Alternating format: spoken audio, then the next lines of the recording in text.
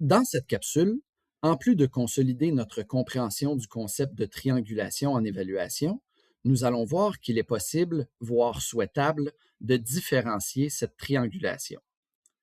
Pour évaluer le niveau de compétence d'un élève, on devrait considérer autant les productions qu'il a réalisées, nos observations, ainsi que les conversations qui ont eu lieu avec celui-ci.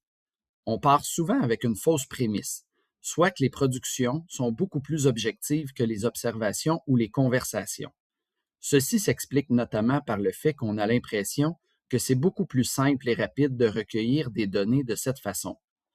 Ça s'explique également parce que nous avons été nous-mêmes évalués comme élèves, la plupart du temps, uniquement à partir de productions.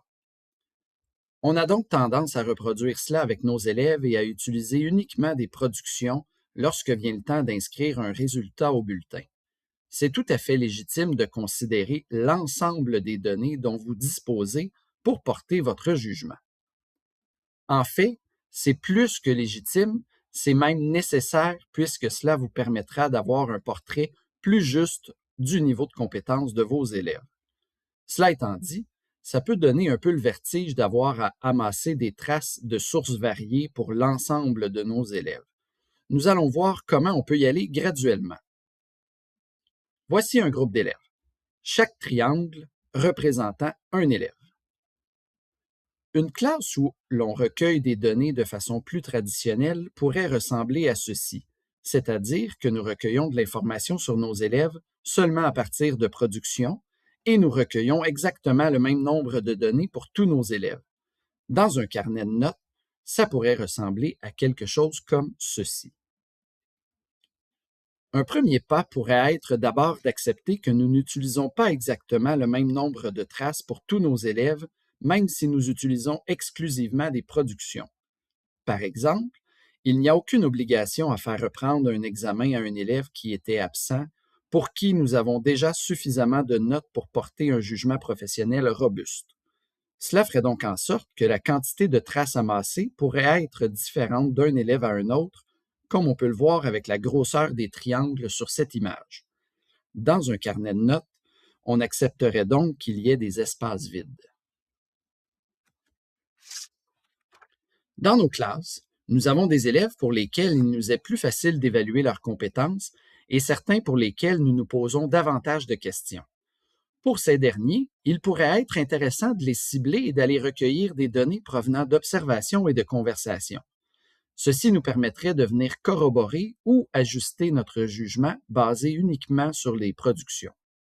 Ainsi, la cueillette de traces d'observation ou de conversation pourrait se limiter à un groupe restreint d'élèves, comme on peut l'observer sur l'image. Cela nous permettrait de développer graduellement nos outils, nos compétences et notre confiance à évaluer nos élèves dans d'autres contextes que des productions. Dans un carnet de notes, cette évaluation pourrait se traduire en cotes par exemple, puisqu'il peut être souvent plus simple de recueillir des données d'observation ou de conversation de cette façon. Dans un groupe d'élèves, pas besoin d'avoir autant de cumuls de preuves différents que d'élèves. Il est possible, et surtout pas interdit, qu'on se base sur les mêmes preuves d'apprentissage pour une majorité d'élèves et qu'on varie seulement pour un certain nombre d'élèves identifiés ici en vert. Vous pourriez aussi imaginer une classe comme celle-ci où les élèves ont été évalués à partir de traces de sources variées et dont la quantité d'un élève à l'autre est également très différente. On pourrait alors imaginer un carnet de notes qui s'éloigne encore davantage du tout premier tableau de cette capsule.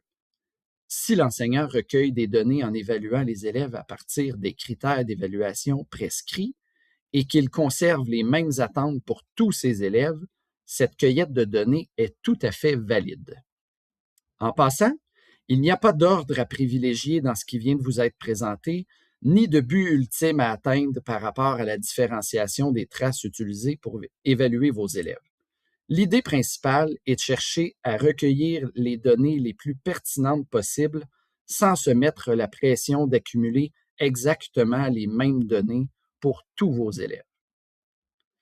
Pour conclure cette capsule, vous aviez peut-être remarqué que les triangles comportaient des lignes pointillées entre les trois couleurs. Ce n'est pas anodin.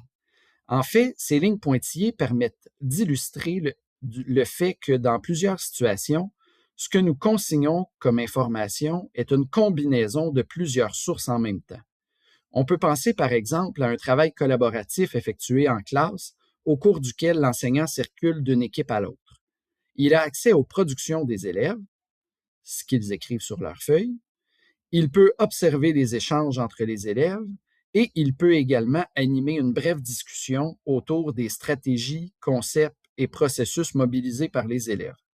L'ensemble de ces données permettra à l'enseignant d'apprécier la compétence de certains élèves et de consigner le tout.